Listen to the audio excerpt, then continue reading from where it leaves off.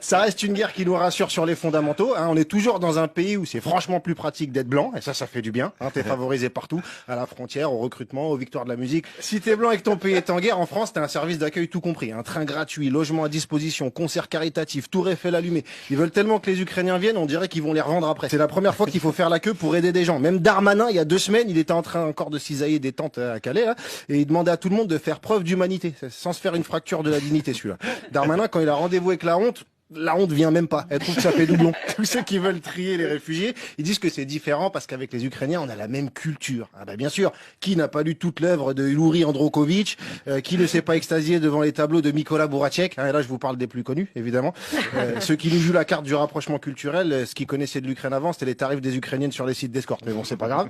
Moi, je suis ravi par cet élan de solidarité. Attention, mais je peux pas m'empêcher de voir qu'on est prêt à accueillir 100 000 Ukrainiens. Par contre, quand c'est 50 Africains sur un bateau, on les fait tourner en mer une semaine, font un G8 exceptionnel où ça joue au Shifumi pour savoir qui les récupère.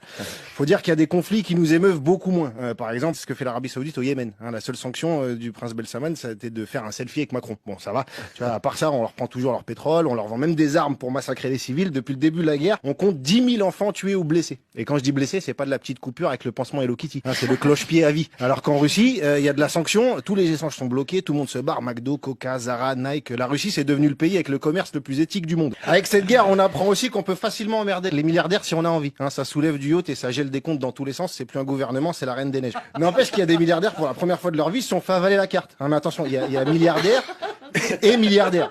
Parce que quand les milliardaires sont russes, c'est des oligarques qui vampirisent le pays. Quand ils sont français, c'est des créateurs d'emplois qui prennent tous les risques. Hein.